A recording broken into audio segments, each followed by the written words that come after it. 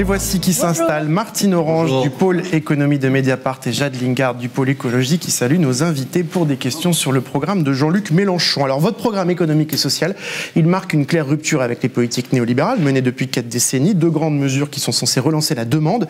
Au lendemain de l'élection, il est prévu beaucoup de choses et encore je les résume parce que le programme il est là, il est épais, hein, donc voilà, je l'ai imprimé tout à l'heure. Vous n'avez pas tout. Et j'ai pas tout puisqu'il n'y a pas tous les cahiers thématiques. Alors il est prévu d'instituer par décret le blocage des prix de produits essentiels comme l'essence, d'augmenter le SMIC à 1 400 €.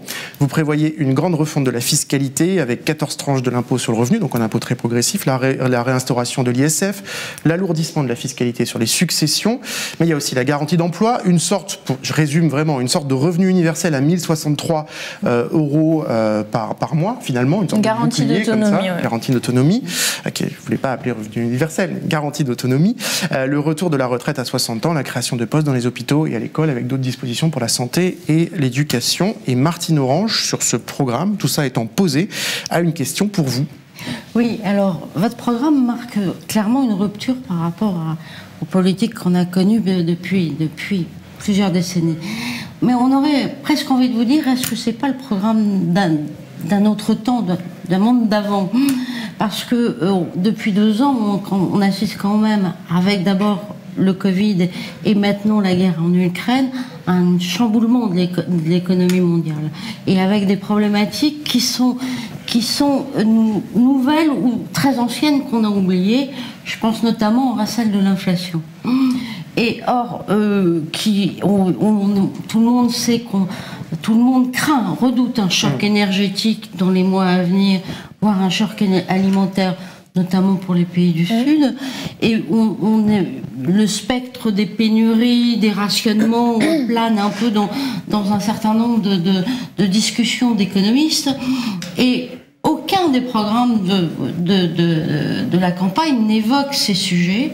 Et le vôtre non plus, d'une certaine façon. À part peut-être la question du blocage des prix. Oui, mais au-delà, si vous voulez. Même si c'est une question importante. C'est pour ça que je commence par une question de fond. Est-ce qu'il est possible, dans un tel contexte, dans un tel environnement chamboulé, de mener une politique de la demande? Moi, j'en suis persuadée. Il y a d'ailleurs eu un article dans votre journal qui était intéressant sur ce sujet. Nous, on pense que la période passée, au contraire, elle a validé la nécessité d'une rupture avec le néolibéralisme, pour la faire courte. Le fait que, pendant la crise sanitaire, on se soit rendu compte que la relocalisation de certaines industries essentielles et stratégiques aurait été une bonne chose, que voilà, il aurait fallu investir davantage dans les services publics parce que, notamment la santé, on s'est retrouvé quand même dans une situation très compliquée. Ensuite, on s'est rendu compte aussi que lorsqu'il a fallu sauver les entreprises, tout d'un coup, il était possible d'injecter des milliards pour les assister, notamment les PGE, notamment le chômage partiel, etc. Et donc pour nous, ça valide au contraire des choses qu'on dit depuis très longtemps. Et par exemple, en 2017, quand on proposait à l'époque un plan d'investissement de 100 milliards d'euros, on nous riait au nez en disant « Mais monsieur Mélenchon, c'est pas si facile que ça, et la dette, et l'argent magique, c'est impossible, le dogme austéritaire, la règle des 3%, tout ce que vous voulez ». Et puis tout d'un coup, on s'est rendu compte qu'en fait, c'était possible quand c'était nécessaire. Et qu'eux-mêmes ont explosé des cadres qui jusque-là étaient très rigides, trop rigides.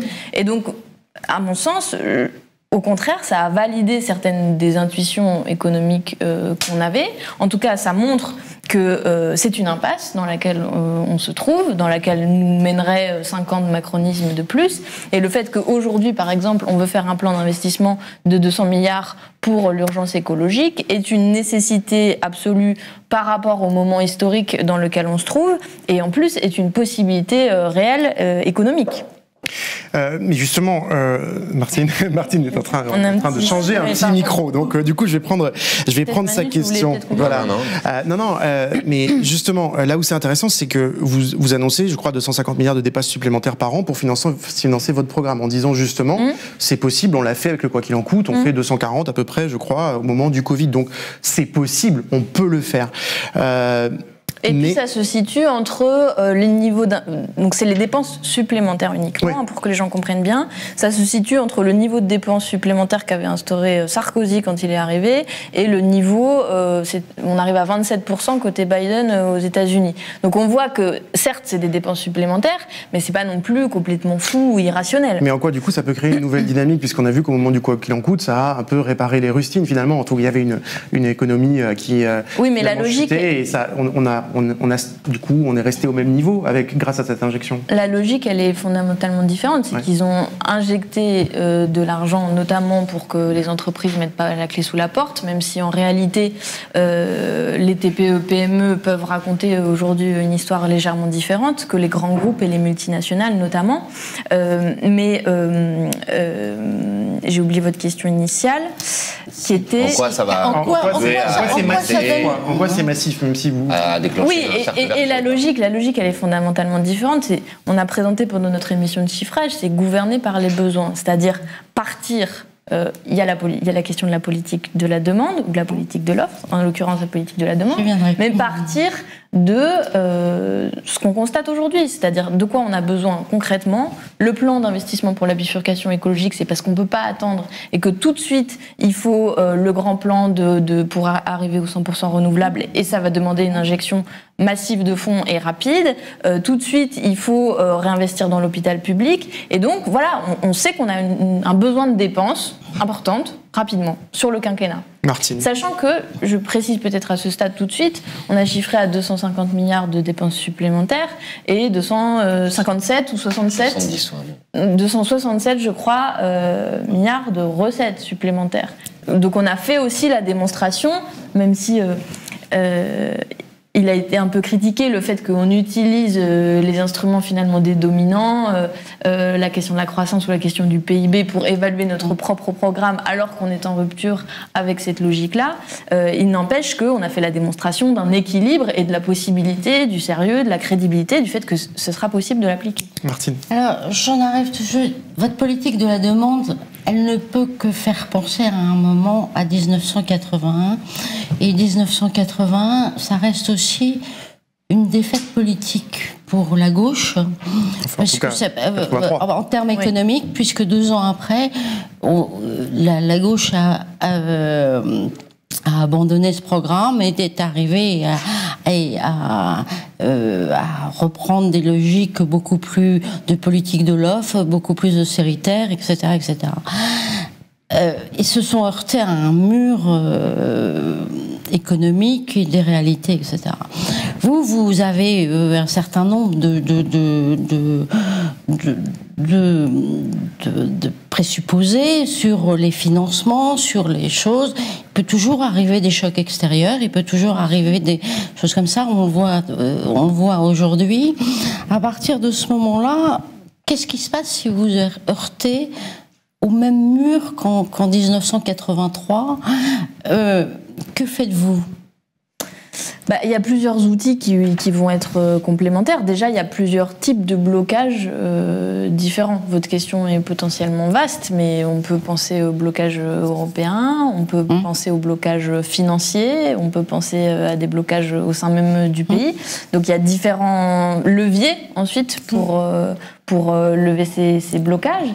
Donc il y a différents instruments qu'on peut mobiliser. D'abord, l'évidence, je crois, qui est la question de récupérer de la souveraineté économique quand même, donc avec du protectionnisme, avec des mesures de taxes kilométriques pour ce qui est des importations-exportations, avec des mesures anti-dumping, parce que maintenant on est dans l'Union européenne et que la logique sur laquelle on a réfléchi, sur laquelle on a produit des documents, et peut-être que Manu en dira un mot aussi, puisque il est député européen et c'est un peu sa spécialité, mais c'est de dire, il faut renégocier des traités, parce qu'ils nous bloquent sur les mesures de libre-échange, enfin les accords de libre-échange sur lesquels on est engagé, le dogme austéritaire des 3%, tout un tas de blocages qui vont être très forts au niveau de l'Union européenne.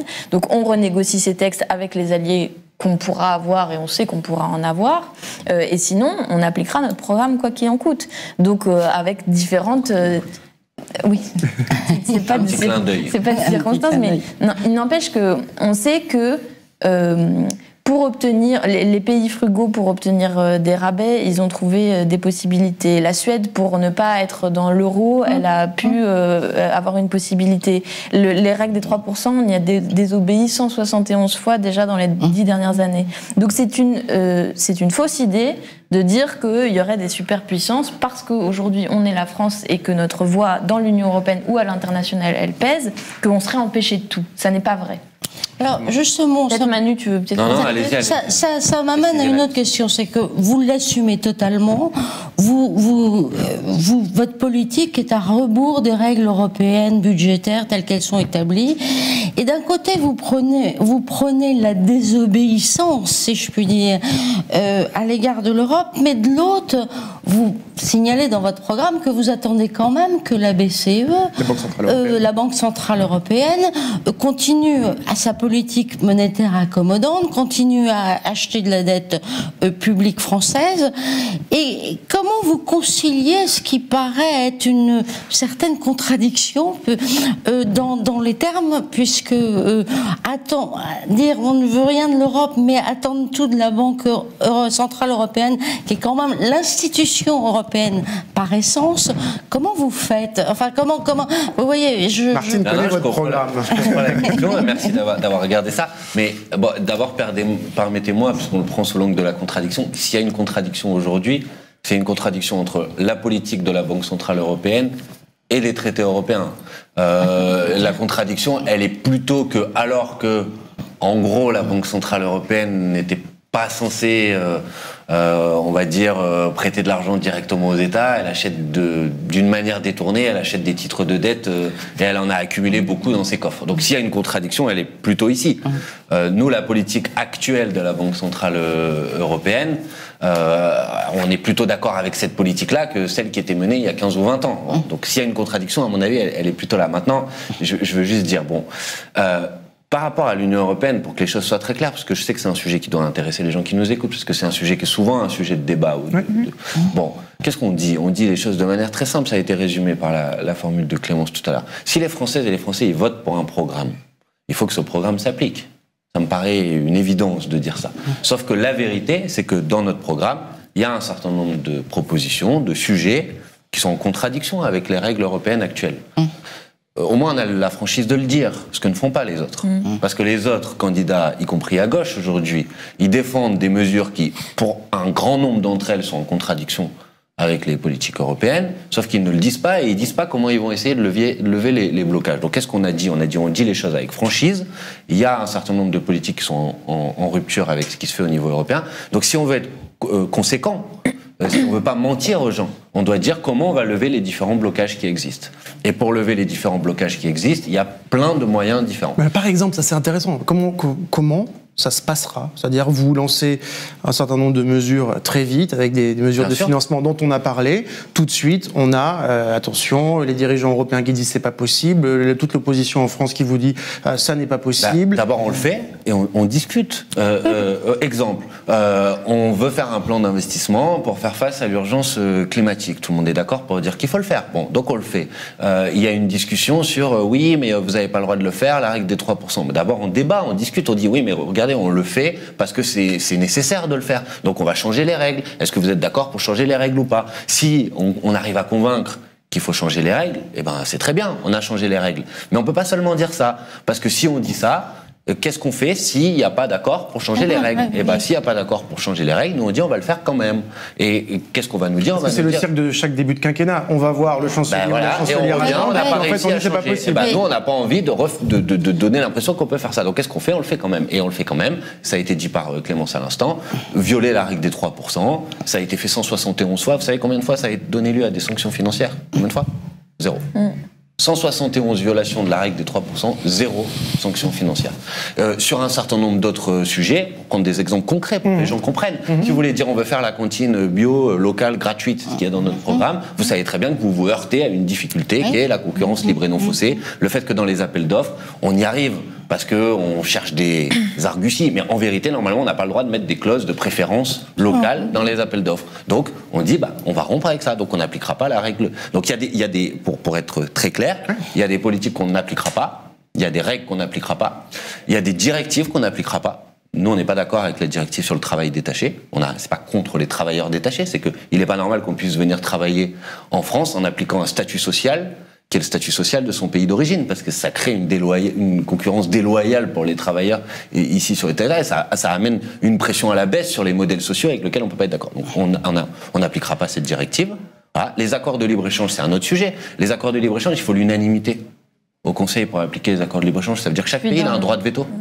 On appliquera notre droit de veto. L'accord de libre-échange avec le Mercosur, non, on l'applique pas et on bloque. Pour l'application, pour la signature de nouveaux accords. On le signe pas. Pour les nouveaux accords. Sur les nouveaux accords. Je suis d'accord, parce que ceux qui sont signés, ils sont signés. Mais en tout cas, pour les nouveaux, on peut dire stop, on bloque. Donc, parfois, c'est de la désobéissance. Parfois, c'est de la non-application de directives. Parfois, c'est de la négociation. Parfois, c'est du droit de veto. Parfois, c'est du rapport de force. Et quand même, il faut le dire, on a une arme énorme dans le rapport de force. C'est que la France, elle a une contribution nette au budget de l'Union européenne. Donc, vous pouvez dire, si ça ne change pas, la contribution nette, pour l'instant, on n'a pas de raison de la donner si c'est pour qu'à la fin, ça nous force à mettre en place des politiques avec lesquelles notre population n'est pas d'accord, puisque notre population a voté pour une autre politique. Voilà, on utilise tous les leviers, les palettes du rapport de force pour faire en sorte, à la fin, que le programme que les Françaises et les Français ont choisi s'applique, tout simplement. Et avec une règle générale qui est celle du mieux-disant social et écologique. Voilà. Et donc, si la norme qui s'applique aujourd'hui, Union européenne, nationale, etc., n'est pas la bonne, on l'inverse. Est-ce que vous assumez que la France pourrait se retrouver à un moment dans une situation qui non pas comparable, mais en même temps de tension, comme se trouve par exemple aujourd'hui, où s'est trouvé, puisque la guerre d'Ukraine là encore a changé un peu le rapport de force, comme la Pologne ou la Hongrie. La désobéissance n'est pas de même nature. C'est pas sur le même sujet. D'accord, c'est pas le même sujet. Mais néanmoins, on n'est pas le même sujet. J'observe qu'eux, ils le font. J'observe qu'il y a certains pays qui obtiennent des rabais. Enfin, je veux dire, pourquoi il y aurait que nos adversaires idéologiques qui pourraient ne pas appliquer certaines règles, ne pas appliquer certaines dispositions, et nous, on devrait être les bons élèves de la classe, et donc, non, notre programme écologique, notre programme social, non, les autres, ils veulent pas, donc on le fait pas. Non. Donc, eux, ils le font, pourquoi nous, on peut pas le faire? Martine, donc, après, bien sûr, c'est juste pour que... Il y a pas, derrière ça, c'est pas chacun fait ce qu'il veut.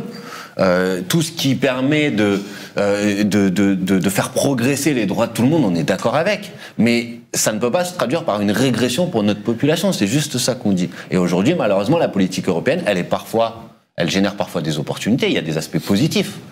Et tout ce qui est positif, on le prend. Mais il y a aussi des aspects où c'est négatif pour nous. On fait privatiser nos services publics, casser notre droit social. Oui. Ça, on dit non, ça s'applique pas chez nous parce que c'est pas ce qu'on veut.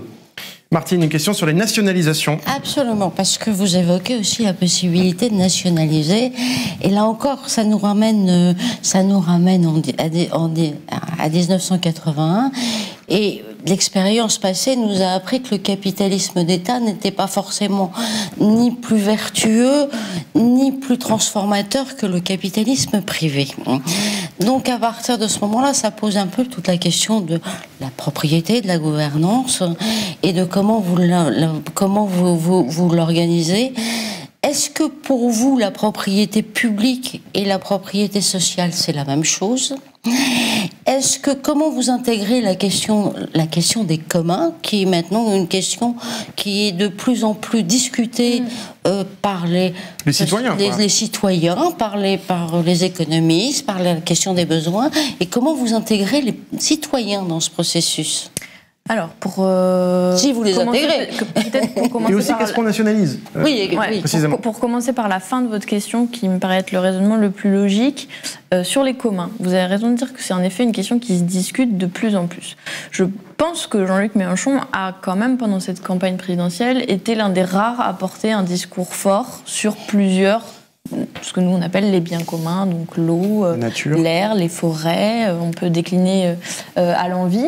La proposition centrale et principale, c'est la proposition d'un référendum sur les biens communs qu'il faudra protéger et dont on devra inscrire la protection dans la Constitution pour que ce soit la règle fondamentale dont découlent toutes les autres. Ce référendum, ce qu'on a imaginé avec Jean-Luc Mélenchon, c'est que les gens puissent choisir lesquels.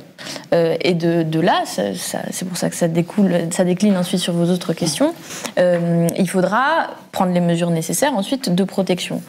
Une des solutions qu'on a, c'est la création de pôles publics sur certains sujets. Parce qu'on pense, malgré tout, par l'expérience des privatisations partielles, si je prends le sujet de l'énergie par exemple, on voit ce que donne le projet Hercule, qui donc saucissonne EDF. En gros, tout ce qui rapporte plein d'argent, sur lequel l'État a mis beaucoup d'investissements dans les années passées, passe au privé, et tout ce qui continue de coûter très cher et n'est pas très rentable, par contre, là reste dans le giron public.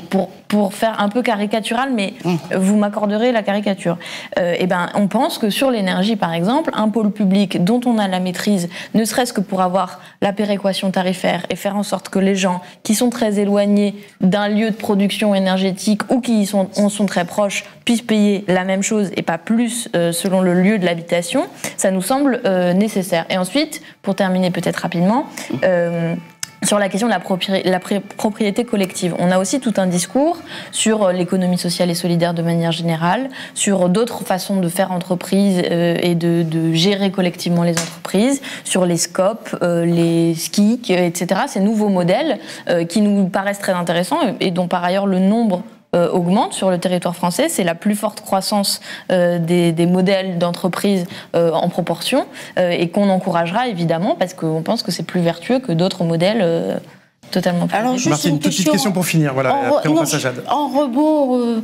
je sais pas. En rebond, alors, vas-y, rebondis. En rebond, juste sur votre poste public d'énergie, c'est EDF, c'est EDF plus Engie, c'est EDF plus d'autres,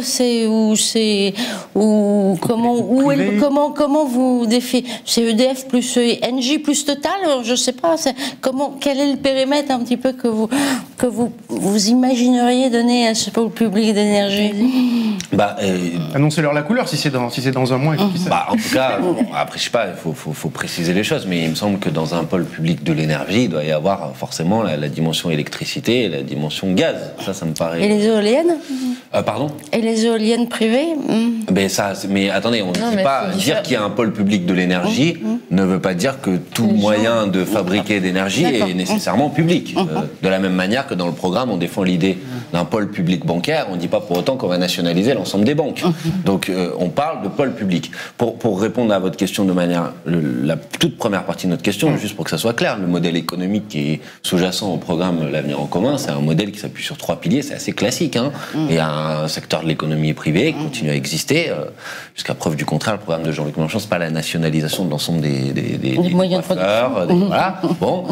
Deuxièmement, il y a une partie, et c'est plutôt les biens communs, de pôles publics et de propriété nationale étatique. Ça ne veut pas dire que les salariés, ça ne veut pas dire que les citoyens ne sont pas associés pour déterminer les politiques d'investissement, les politiques tarifaires. Et puis il y a une partie de l'économie coopérative, de l'économie sociale, de la propriété sociale qui doit effectivement monter en puissance. Voilà, et je pense que c'est quelque chose d'assez équilibré de dire ça. Et tout ça est organisé par ce qu'on a appelé la planification écologique. On va y passer. C'est-à-dire, et qui a cette dimension démocratique. Voilà, c'est juste pour dire que bien évidemment, la participation des citoyens, la participation des usagers, il ne s'agit pas de reprendre un groupe qui va appliquer et qui va faire exactement la même chose qu'un grand groupe privé. Et ça veut dire une autre politique mieux pilotée que ce qu'elle peut l'être dans le Martine, privé. pour transitionner vers l'écologie, justement. Voilà. Alors, dans votre programme, quand on le lit bien, il y a quand même une tension. On l'a dit tout à l'heure, d'ailleurs, vous l'avez dit tout à l'heure sur le plateau. Entre d'un côté la relance par la demande et de l'autre côté l'instauration d'une société de sobriété. Qui sont à un moment, on se demande comment vous allez articuler les deux, en se disant, quand on veut la demande, à ce moment-là, est-ce que c'est compatible? Est-ce que la demande, c'est la même chose que les besoins? Qui est-ce qui définit les besoins? Comment vous articulez comme ça? Est-ce qu'à un moment, la pente naturelle de la politique traditionnelle vers la demande ne va pas l'emporter sur les changements de comportement que devrait induire une société de sobriété? Je pense pas, pour revenir au début de la conversation, ne serait-ce que de décider le blocage des prix de l'énergie. Est-ce qu'en même temps, quand vous décidez le blocage des prix d'énergie, est-ce que vous avez inclut une mesure qui dit faut peut-être aussi qu'on apprenne à consommer autrement l'énergie. Et donc comment vous articulez ça et comment vous conjuguez ça? En tout cas, moi je conteste pas cette tension. Je pense qu'elle existe, c'est vrai, mais c'est une tension aujourd'hui dans notre société entre répondre à des besoins qui sont non satisfaits. Parce que le problème aujourd'hui, c'est qu'il y a 12 millions de personnes qui sont dans des situations de précarité énergétique, il y a 8 millions de personnes qui ont besoin de l'aide alimentaire pour vivre, donc il y a des besoins qui sont non satisfaits, donc il faut y répondre, et en même temps, on a une épée de Damoclès qui descend malheureusement de plus en plus, qui est l'urgence climatique, l'urgence environnementale. Donc je pense que c'est vrai qu'il y a cette tension, enfin moi je la conteste pas, je crois qu'on y répond à la fois par des politiques d'investissement, à la fois effectivement par des politiques de planification avec des objectifs chiffrés et forcément décroissants qui organisent en quelque sorte la sobriété. La sobriété, si vous voulez, elle peut pas être décrétée comme ça. Elle doit être organisée, elle doit être pilotée, elle est dans une échelle de temps qui n'est pas forcément la même que celle qui correspond à satisfaire aux besoins immédiats. Si vous dites aujourd'hui, moi je peux pas être d'accord, et je pense que Clément sera pas d'accord non plus, on peut pas être d'accord avec l'idée, il y a un problème sur le gaz et l'électricité, donc chauffez-vous moins. Parce que mais il y a déjà 12 millions de personnes qui ont du mal à juste bien se chauffer. Ça ne veut pas dire que dans une perspective de temps de moyen terme, il faut pas effectivement avoir des politiques de rénovation thermique des bâtiments. Ça ne veut pas dire que aujourd'hui je vais dire à des gens qui ont besoin de leur voiture pour aller bosser, le prix du carburant fait que vous pouvez pas vous en sortir, donc on va bloquer les prix. Ça ne veut pas dire qu'on n'ait pas une réflexion sur comment on réorganise le territoire pour faire en sorte qu'on arrête la spécialisation des territoires et qu'on développe les transports en commun pour que les gens aient moins besoin d'utiliser leur voiture individuelle. Je pense qu'on peut faire les deux choses en même temps, c'est-à-dire satisfaire les besoins immédiats et en même temps se poser des angles, des objectifs, une planification pour faire en sorte d'aller dans une politique qui soit dans une qui définit les besoins? Et juste pour compléter ce que dit Manu, le garant économique de ça, c'est aussi l'introduction de la règle verte comme règle supérieure. Règle verte, donc de notre programme, ne pas prendre davantage à la planète que ce qu'elle est en capacité de reconstituer, ne pas produire davantage de déchets ou excédents que ce qu'elle ne peut absorber. Ça, c'est quand même une règle, ça peut paraître un principe un peu abstrait, mais quand on le décline concrètement sur les industries, sur la façon dont on va planifier, Manu en a parlé, sur la façon dont on va organiser les services publics, l'accès à l'énergie, la façon dont on redonne les logements, le transport, tout ça a des implications très concrètes. Et ce que vous dites touche aussi un sujet ou un concept dont on a discuté ces dernières années, qui peut être celui de la décroissance, sur lequel on a eu une réflexion théorique, sur laquelle on répond. Il y a des choses qui doivent croître parce qu'il y a des besoins qui sont non répondus. Et là, on revient aux besoins des plus précaires qui aujourd'hui ne sont absolument pas satisfaits. Et nous non plus, on ne s'en satisfait pas. Et il y a d'autres choses qui sont des besoins inutiles. On a discuté avec Razmik Kechoyan qui travaille avec nous sur ces questions, que là on va arrêter de satisfaire et sur lesquelles on va décroître. On va passer au programme écologique avec Jade. On rappelle les mesures essentielles. Très vite fait, une planification écologique avec des pôles publics de l'énergie, on a dit, les transports et la santé, 200 milliards d'investissements écologiques et sociaux, 100% de renouvelables en 2050, sortir du nucléaire, l'abandon de l'EPR, dont on parle beaucoup en ce moment, notamment Jade, rénover les logements, au moins 700 000 par an, et sur le plan agricole, sortir de l'agrobusiness et viser la souveraineté alimentaire. On va parler de tout, mais on va commencer avec Jade sur une question d'actualité, mais qui rejoint justement la question de l'énergie dont on a parlé à l'instant. Oui, donc on va être concret. Total en Russie. Donc Total a beaucoup d'activités et beaucoup d'intérêts en Russie. Or, ces dernières semaines, depuis le début de la guerre en Ukraine, les candidats à gauche, quasiment tous en France, se sont très clairement prononcés pour que Total se retire de ses activités en Russie. Yannick Jadot a vraiment engagé une sorte de bras de fer avec Patrick Pouyanné, le président de Total. Fabien Roussel, le communiste, a qualifié Total de profiteur de guerre. C'est quand même des mots assez forts. Anne Hidalgo, PS, a appelé la multinationale à quitter la Russie. Et Jean-Luc Mélenchon, lui, estime que le pétrolier n'a pas à se retirer de Russie. Pourquoi ? D'abord, notre position, pour être précise, et ça concerne Total comme les autres entreprises françaises en Russie, c'est l'idée qu'ils suspendent leur activité pendant la période de la guerre. Ça, c'est préciser la position qui est la nôtre. Pour quelle raison? Parce que si c'est pas Total qui exploite les gisements en Russie, vous pensez qu'ils vont rester non exploités? Enfin, je veux dire, je crois pas. Enfin, je veux dire, moi, j'ai. C'est l'appréhension, c'est de l'occupation d'activités extractives. Soyons précis. Premièrement, je sais pas si tu veux répondre, mais soyons précis. Premièrement, que nous pensions qu'il faille diminuer l'utilisation d'énergie carbonée, c'est une évidence. Donc il faut le faire, et y compris la proposition qui est la nôtre, c'est d'aller vers le 100% d'énergie renouvelable d'ici en 2050. Deuxièmement, que Total génère des profits qui sont des profits insupportables quand dans le même temps vous avez un paquet de gens qui sont dans la difficulté énergétique, etc. C'est une évidence. Troisièmement, que Total mène partout dans le monde des projets qui sont parfois inacceptables et insupportables, avec le mépris des populations civiles qui détruisent l'environnement et la planète, c'est une évidence. Une fois ceci dit, il y a la question spécifique de l'Ukraine. Premièrement, est-ce qu'il faut faire un embargo sur le gaz ou l'énergie? Je parle de tous les sujets, au moins là, excusez-moi, la question c'était, pardon. Je voulais répondre à ça, mais ok, c'est pas grave. Non, c'est pas ça. C'est Total en Russie. C'est pas sur le gaz ukrainien. C'est pourquoi est-ce que Jean-Luc Mélenchon n'appelle pas Total à cesser ses activités extractives en Russie? Mais c'est-à-dire, soyons précis, parce que j'ai dit qu'on était pour la suspension. Cesser ses activités, ce que demandent les autres candidats. Quitter la Russie, c'est ça? Oui, alors je peux prolonger la... Non, mais c'est pour comprendre précisément. Je peux préciser la question si ça aide à cet échange. C'est que il y a l'enjeu là de la guerre en Ukraine, donc il y a tout l'enjeu de la contribution par les recettes tirées de cette exploitation d'hydrocarbures utilisées des recettes qui viennent abonder les ressources de l'État russe. Et donc là, il y a toute la problématique de la participation à une forme de complicité à des crimes de guerre. Ça, c'est notamment ce qui est porté par Yannick Jadot, ce qui est porté par les associations qui ont déposé un recours contre Total. Ça, là-dessus déjà, sur ce point-là, précisément de risque de contribution au financement de crimes de guerre en étant présent en Russie. Est-ce que là-dessus, vous considérez que Total peut continuer ses activités ou doit les cesser? Mais je crois que j'ai répondu clairement. À partir du moment où vous suspendez vos activités, à partir de pendant la guerre. Bien sûr. Ok, mais une fois la guerre terminée, là c'est un autre sujet. Mais là, vous êtes en train de m'interroger sur la contribution due au fait que l'exploitation de Total, en gros, sert à financer la guerre. C'est le même État. D'accord, mais on va pas être en guerre. Oui, mais on va pas être en guerre avec les Russes pendant 200 ans, j'espère. Ok, donc vous limitez au moment de la guerre. Au moins, mais déjà, on prend la décision immédiate pour répondre à la problématique que vous pointez, qu'on partage.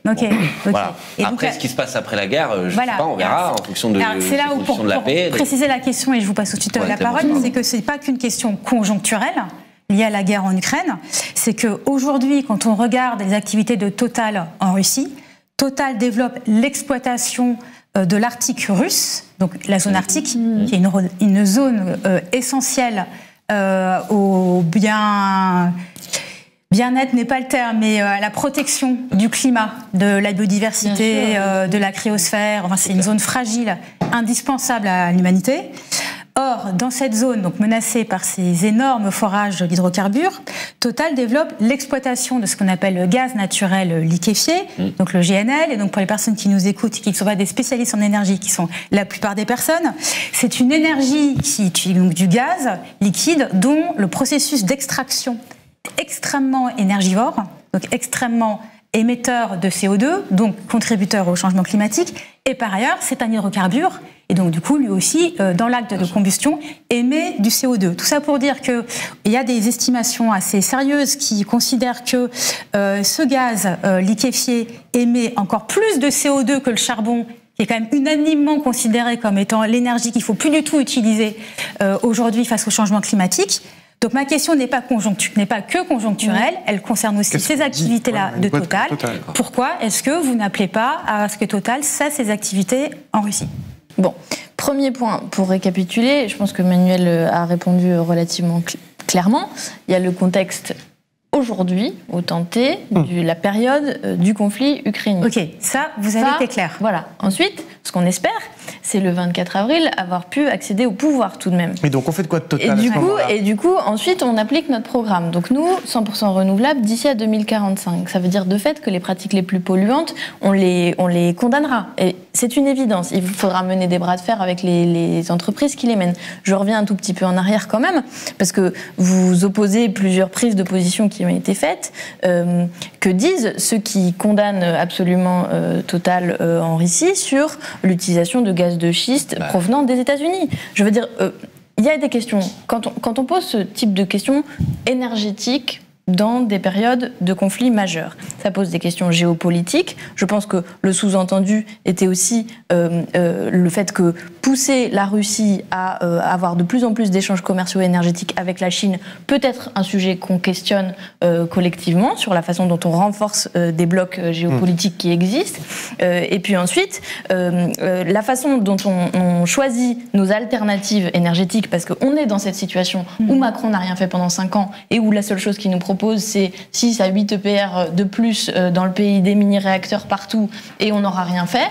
C'est la situation dans laquelle lui nous a mis. Donc, mais vous, ce qui nous intéresse, c'est vous, ce que vous faites. Voilà, et 100% renouvelable d'ici à 2045. Ok, du coup, comment vous contraignez Total continue à forer son GNL, vous faites quoi? Vous les laissez? Vous les taxez plus, vous augmentez la contrainte sur eux, vous les nationalisez. Qu'est-ce qu'on fait en fait pour que ça s'arrête? La question de l'ISF avec une composante climatique, donc les investissements les plus polluants et notamment à l'étranger sur lesquels il faut mettre de la taxation. Serait davantage taxé. On rappelle que Total a dégagé 14 milliards des profits records d'euros. Malheureusement, ils ont battu les records à peu près tous les ans. Mais là, c'est vraiment spectaculaire. La réglementation internationale, quand même.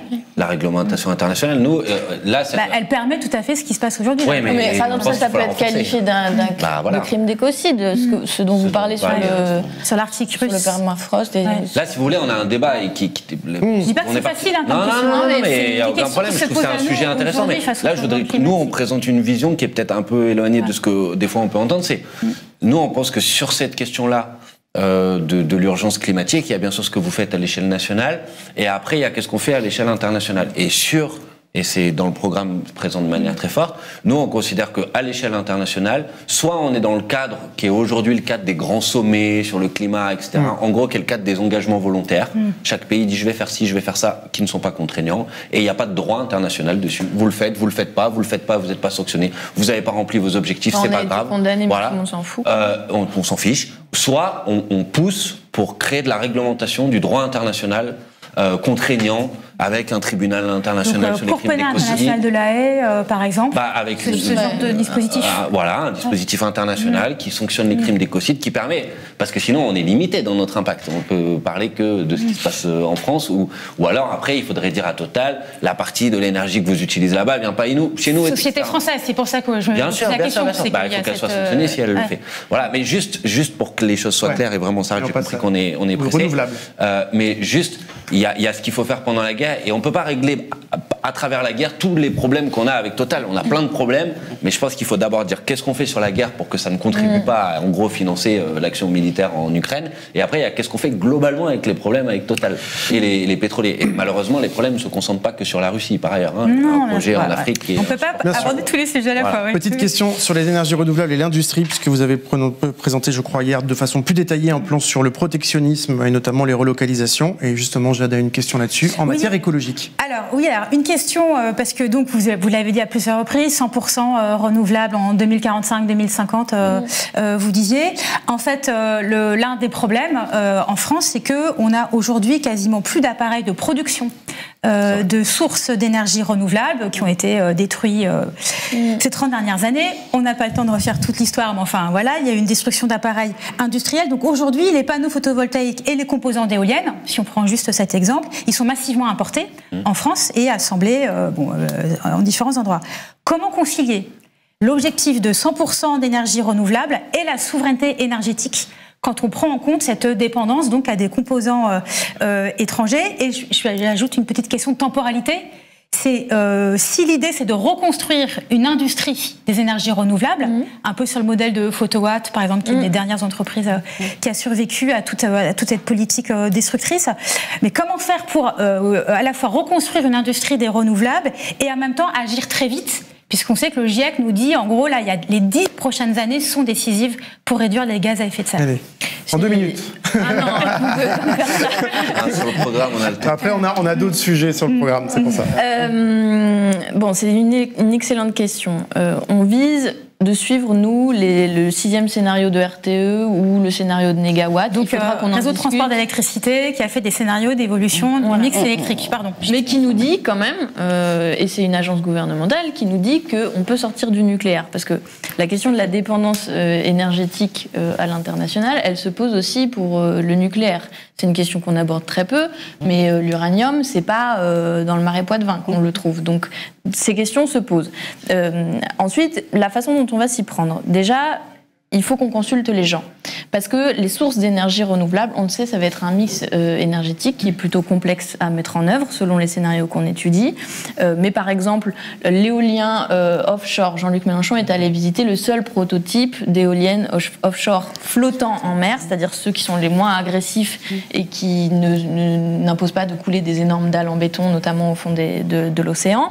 Il y en a une qui existe alors qu'il y en a 5000 en Europe. On sait qu'il y a un potentiel sur les énergies marines qui est très important. On sait qu'il y a un potentiel encore à développer de l'hydraulique, qui est déjà très bon en France, mais sur lequel malheureusement on a perdu la souveraineté. On était d'ailleurs allé visiter la Chem ensemble dans les Pyrénées sur cette question, et on sait que après, au sol, sur le territoire, les questions de photovoltaïque doivent être absolument repensées parce qu'ils doivent être mis sur des surfaces qui ne sont pas des surfaces agricoles qui seraient utilisables pour faire autrement. Donc sur les toitures, voilà, exactement, ou sur des friches polluées dont on ne pourrait malheureusement plus rien faire aujourd'hui. Et sur les questions de l'éolien, il va falloir de la concertation citoyenne parce que malheureusement, aujourd'hui, les projets sont imposés. Quand il y a des consultations publiques, généralement, on sait que c'est des vastes farces. Et donc nous, on veut organiser des débats publics dans toutes les communes parce qu'on sait qu'il va y avoir de la pédagogie. Et il y a un moment aussi où chacun va avoir à choisir et ensuite on aura un choix collectif à faire de planification au niveau du territoire. Est-ce que c'est le mini-réacteur à côté de chez vous ou est-ce que c'est l'éolienne qui peut imposer d'autres sortes de nuisances? Voilà. Donc, pour répondre le plus rapidement possible. Et sur l'importation, du coup, est-ce qu'on favorise le Made in France? Il faut une filière. Oui, au risque d'avoir un prix plus élevé ensuite pour les ménages ou pas? C'est comment que ça s'applique à d'autres industries et d'autres secteurs d'économie, évidemment. Par rapport à cette réflexion industrielle. Nécessairement, et sur ce sujet comme sur d'autres, nous, on est pour la réindustrialisation. Donc, on est pour réintroduire, redévelopper des filières industrielles. Donc, ça veut dire, on en parlait dans la première partie, des formes de protection. Taxes kilométriques, ça veut dire... Aux frontières, forme de protection. Bien sûr. Aux frontières nationales ou européennes, si on arrive à les mettre en place. Et empêcher les délocalisations aussi, je crois. Pour l'instant, c'est difficile. Vous avez parlé hier... Mais nous, on n'exclue pas, pour répondre précisément à la question, on n'exclut pas sur certains produits, si on n'arrive pas à les mettre en place au niveau européen, qu'il y en ait aux frontières nationales. Une sorte de taxe carbone aux frontières, comme ça avait été évoqué. Non, on préfère que ce soit au niveau européen. Une question... Taxe carbone. Comment vous faites pour empêcher les délocalisations? C'est ce sur quoi tous les gouvernements se sont fracassés ces dernières années. Vous avez annoncé certaines mesures hier là-dessus. Vraiment, réellement, comment vous faites? Il y a plusieurs mesures qu'il va falloir mettre en œuvre pour empêcher les délocalisations. Bon, nous, on veut... Bon, déjà, je rappelle ce qu'a dit Manuel sur la question de la planification. Ça ne va pas se faire en un claquement de doigts, on le sait, et il va falloir associer les citoyens, associer les CCI, associer l'ADEME, associer de nombreuses agences qui existent aujourd'hui et qui font, qui ont le diagnostic du territoire, les entreprises du coin, savoir où sont les besoins, etc. Bon, une fois qu'on aura fait ce diagnostic, il faut injecter de l'argent public pour soutenir les entreprises dans un premier temps. On sait que dans un premier temps, ça nous coûtera de l'argent, mais ça coûtera toujours moins cher que des subventions pour des groupes qui finissent par abandonner les gens du coin et Vous parlez aussi de réquisition d'intérêt général en cas de délocalisation ou fermeture d'activité. Tout à fait. On parle aussi du fait qu'ils devront donner des garanties financières à la Banque de France avant d'aller faire des projets à l'étranger pour qu'on soit sûr et certain qu'ils ne comptent pas juste abandonner le territoire national. Donc oui, il y a une série d'outils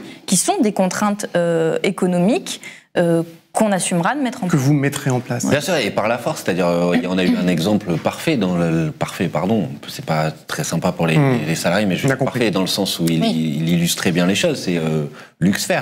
Vous vous rappelez, les bouteilles d'oxygène, on était en plein pendant la crise Covid.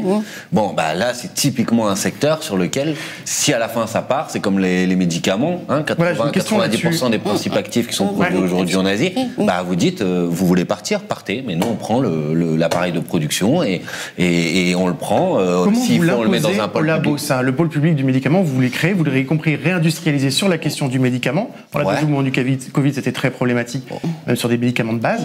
Comment on peut l'imposer aux laboratoires pharmaceutiques et aussi à la façon dont l'État fonctionne aujourd'hui avec les laboratoires pharmaceutiques? Je comprends pas la difficulté. Je sais pas. On a l'impression que c'est infaisable en tout cas. Je peux vous dire, je vous renvoie, on a fait un rapport au niveau européen sur comment on réimplante un secteur pharmaceutique en Europe et en France en particulier. C'est tout à fait possible de le faire. S'il y a des unités qui doivent partir, qui sont en cours de fermeture, on peut les réquisitionner, on les intègre à un pôle public du médicament. S'il faut construire de nouvelles unités, on construit de nouvelles unités. Et là aussi, ça rejoint le sujet qu'on avait tout à l'heure, on ne dit pas il n'y a plus d'industrie pharmaceutique privée, on dit il y a un pôle public du médicament et qui prend notamment les médicaments d'intérêt thérapeutique majeur, parce qu'aujourd'hui, non seulement il y a eu des problèmes pendant le Covid, mais ça n'a pas commencé au moment du Covid.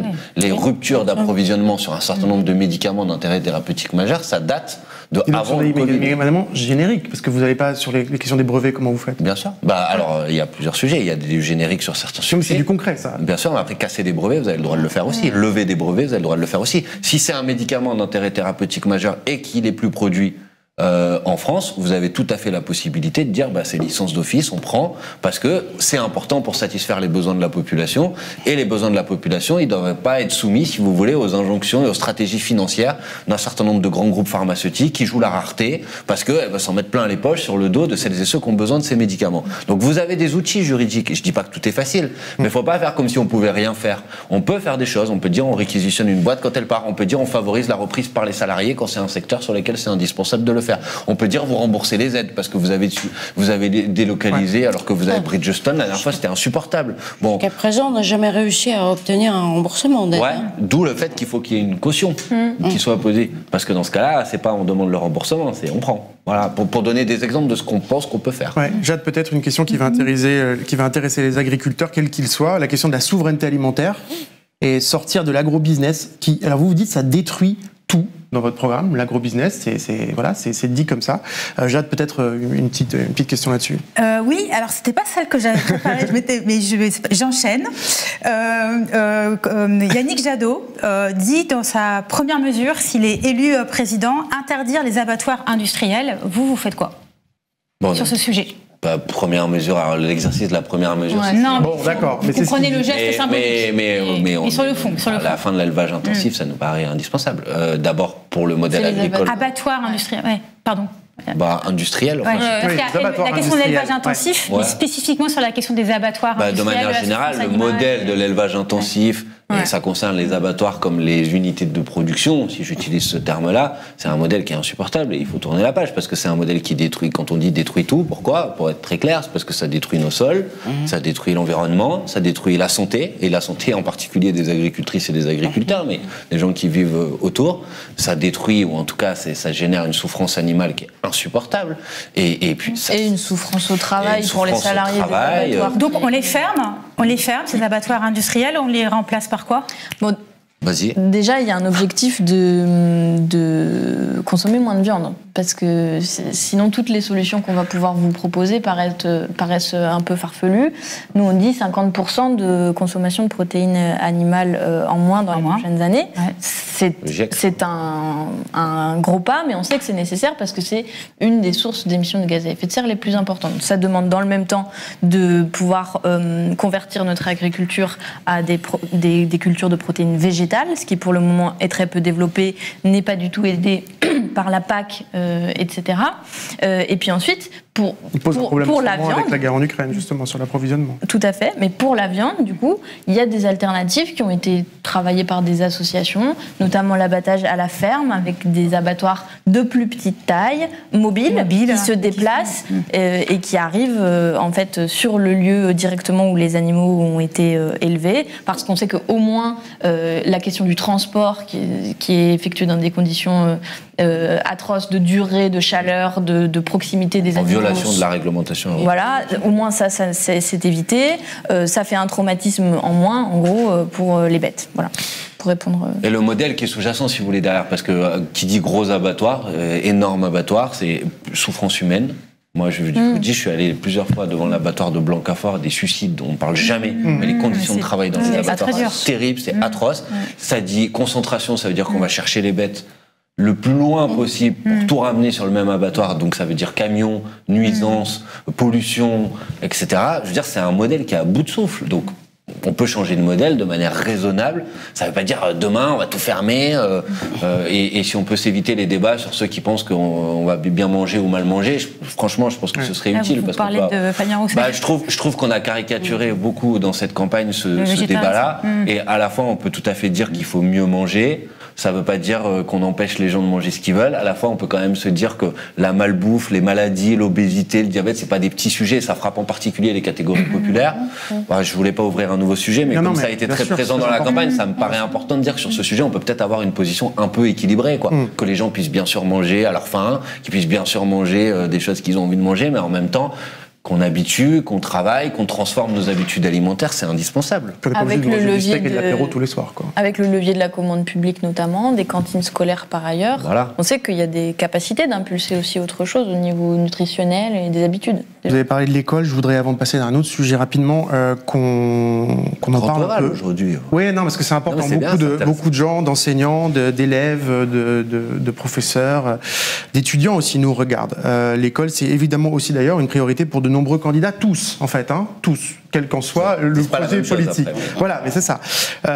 Donc quand même une question là-dessus. Elle est fracassée aujourd'hui, l'école publique. Comment elle redevient une école égalitaire? C'est important encore une fois parce que plein de gens nous regardent ce soir qui tous les jours sont dans des écoles, dans des établissements où ils constatent que l'égalité des chances, ça fait longtemps à certains endroits que ça n'existe plus. C'est très juste. Pour les gens que ça intéresse beaucoup, parce que nous, on va devoir répondre rapidement, il y a aussi le discours de Jean-Luc Mélenchon, par exemple, à Marseille, ce dimanche, qui lui en a parlé, sur ce que vous dites, c'est-à-dire l'école qui formerait aujourd'hui à égalité, quel que soit l'endroit où on se trouve dans le pays, ça n'est plus une réalité. Et c'est un problème majeur. Il y a plusieurs leviers. Déjà, c'est d'un bout à l'autre, c'est-à-dire que quand on parle école, on parle des plus petits. Ensuite, il y a les destructions au niveau du lycée. Aujourd'hui, c'est le dernier jour, je crois, pour Parcoursup, qui est un scandale, et on mettra fin à la sélection, qui là aussi continue de discriminer les enfants selon le lycée où ils ont passé leur bac et qui détermine ensuite tout le reste de leur parcours. L'université, ça n'est pas mieux, mais je fais pas trop long. Pour revenir sur l'école, il y a beaucoup de choses à faire. Déjà, il faudrait remettre des moyens dans l'éducation. Il faudrait viser à un nombre d'élèves limité par classe, pas seulement pour ce qui a été devenu de plus en plus restreint, REP et REP+, dont on exclut des quartiers ou des zones entières de manière complètement anarchique. Les gens ne comprennent pas pourquoi ils y sont ou ils n'y sont pas. Et donc nous, on dit 19 élèves par classe comme horizon, qui nous paraît être plus respectueux des rythmes. Évidemment, ça fait beaucoup d'embauches. Et par ailleurs, on va augmenter les salaires des enseignants. C'est pour ça qu'on a beaucoup d'investissements dans le domaine de l'éducation, augmenter les enseignants de 30%, parce que ils sont parmi les plus mal rémunérés d'Europe, parce que le métier n'est plus attractif, parce que du coup ça crée un système où il y a de l'aigreur, de la maltraitance des personnels.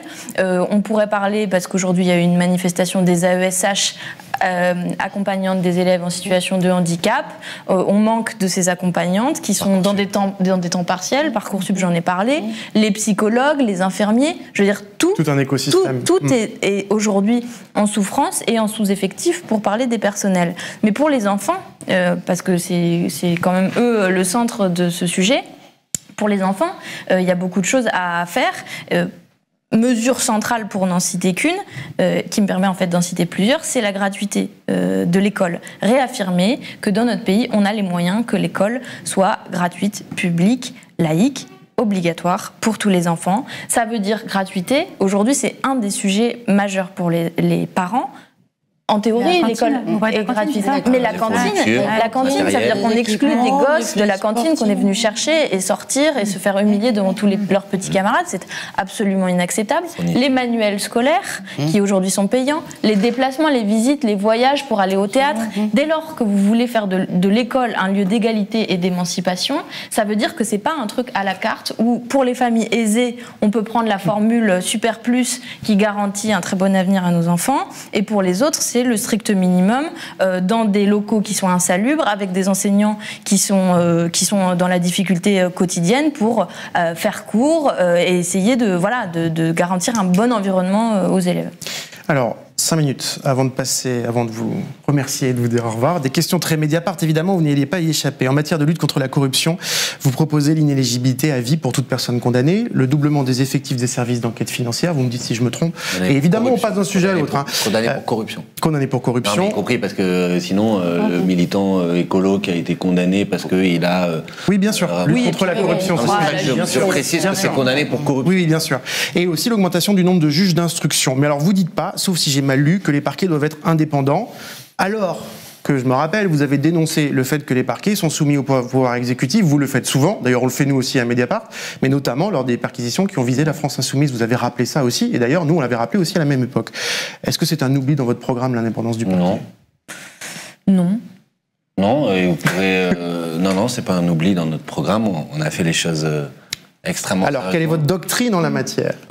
Notre doctrine, c'est une justice qui fonctionne mieux que ce qu'elle fonctionne aujourd'hui, avec davantage de moyens. Vous allez me dire c'est basique, mais c'est pas un petit sujet. Mais sur cette question du lien politique avec l'indépendance vis-à-vis du parquet. Non, mais j'entends, mais dans le programme de l'avenir en commun tel qu'il est aujourd'hui, le fait de couper et d'afficher une stricte indépendance ne fait pas partie de nos propositions. Alors, ça mériterait un débat à part entière sur la raison pour laquelle ça n'y est pas. Donc pour l'instant, ce que je vais faire ici, y compris parce que nous, on n'est pas spécialistes de ce sujet, c'est renvoyer celles et ceux qui nous écoutent à lire le livret, et les débats qu'on a organisés sur le sujet, les auditions qu'on a effectuées sur le sujet, et vous comprendrez quand même quelques mots. Non, mais quelques mots sur cette doctrine, justement.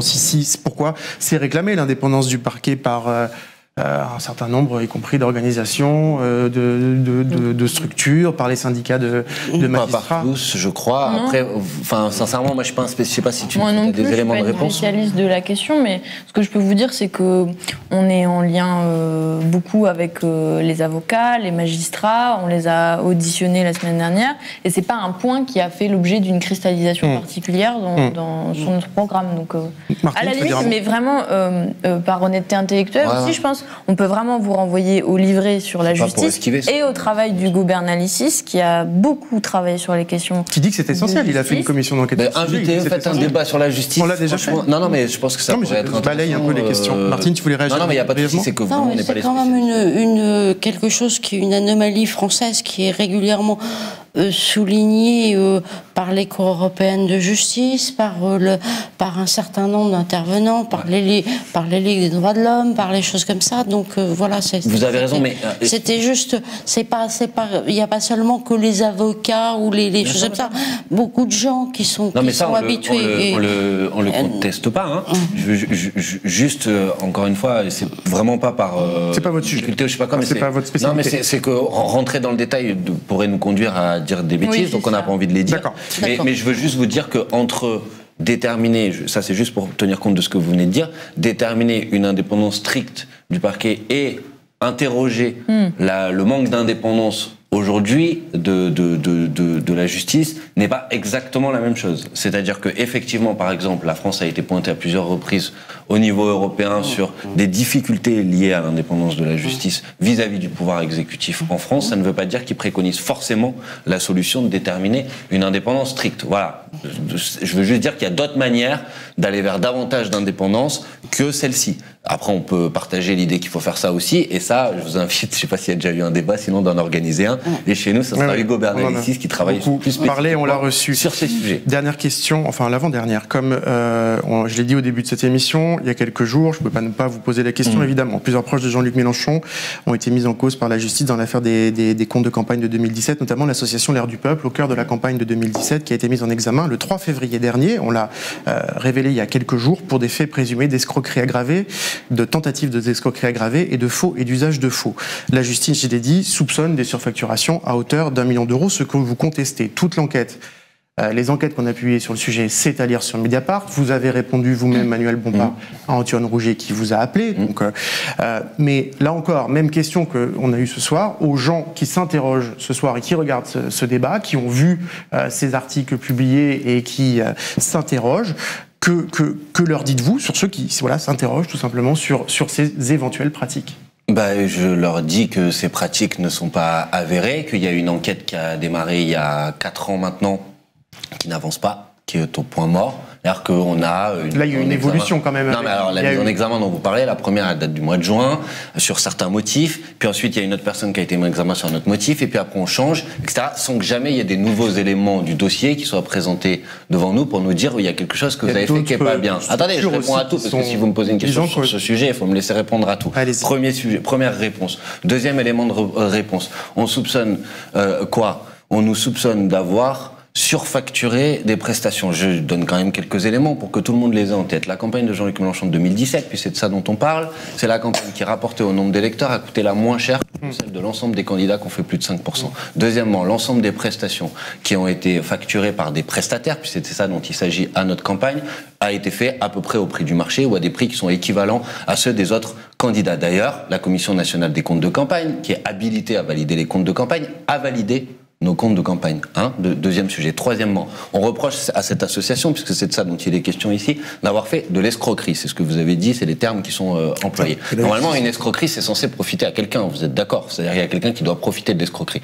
On parle d'une association qui, avait un président bénévole, donc ça lui a pas profité à lui. 2, avait des salariés, qui sont aujourd'hui parlementaires d'ailleurs de la France Insoumise, qui gagnaient moins de 2 000 euros par mois. Ça leur a pas profité à eux. Troisièmement, qui a généré à la fin un bénéfice de 6 000 euros avec un chiffre d'affaires de 300 à 400 000 euros pendant toute la campagne. Donc, moi, je veux bien qu'on nous dise, si vous voulez, qu'il y a eu de l'escroquerie ou je ne sais quoi, mais il faudra me dire, ou alors c'est des très mauvais escrocs. Parce que normalement, quand vous êtes un bon escroc, vous vous en mettez plein les poches. Personne n'a gagné de l'argent sur ce sujet. Donc, pour répondre maintenant clairement, cette offensive est une offensive politique, qui a été initié contre nous pour nous nuire, pour jeter le discrédit sur notre honnêteté, alors que tout ce que nous avons fait dans cette campagne a été fait de manière parfaitement honnête, de manière parfaitement réglementaire et de manière parfaitement validée par les instances de contrôle qui sont habilitées à valider ou à ne pas valider des comptes de campagne. Je le dis de manière très précise, et maintenant, s'il y a des questions plus précises, on en parlera avec plaisir quand vous voulez, mais je peux vous dire que tout a été fait dans les règles, et j'en prends moi-même la responsabilité, puisque j'ai été directeur de la campagne de 2017,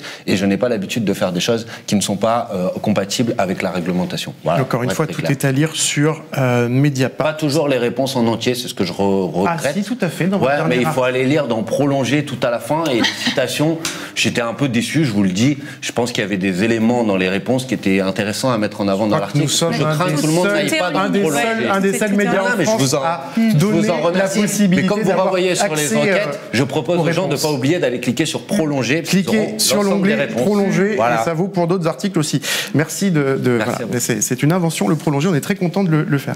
Bref, petite question, allez, pour finir, il y a la présidentielle, le 10 avril, Jean-Luc Mélenchon, il est au deuxième tour ou pas, etc. Derrière, il y a les législatives, alors s'il est évidemment en situation avec qui il gouverne, je crois que Jean-Luc Mélenchon a déjà annoncé qu'il parlerait au PS, au Vert, au PCF entre les deux tours, avec qui on gouverne ou avec qui on s'oppose. En gros, quelle est la constellation là d'une gauche finalement qui serait soit au pouvoir, soit en opposition. On gouverne avec ceux qui veulent gouverner avec nous sur la base du programme qui est arrivé en tête. Sur la base de votre programme. Et comme on l'a dit en début d'émission, s'il y a tel ou tel sujet sur lesquels il faut discuter, mais l'arc, le cap général, mais c'est normal, c'est la démocratie. ce qui détermine l'orientation autour desquelles ensuite doivent s'organiser le rassemblement, c'est les électrices et les électeurs. Donc pour être très clair, si Jean-Luc Mélenchon est présent au deuxième tour, il l'a déjà dit, il l'a dit publiquement, donc c'est pas un scoop, il tendra la main aux partis que vous avez indiqués pour leur dire est-ce que vous voulez venir gouverner avec moi sur la base bien sûr de cet axe programmatique-là qui peut être discuté à la marge, mais les grandes orientations on ne va pas les remettre en cause. Est-ce que la désunion, juste dernière question, est-ce que pour vous, vous pensez ce qui a été, c'est pas un commentaire de ma part, c'est qu'une non-union des différents partis et organisations de gauche à la présidentielle peut se traduire par quelque chose d'un peu plus ensemble aux législatives? Beaucoup de choses vont dépendre du résultat de l'élection présidentielle, quand même. Dans l'hypothèse, moi je réponds franchement, si Jean-Luc Mélenchon est présent au deuxième tour, nous faisons cette proposition. Ça sera la question, il faudra la poser aux autres.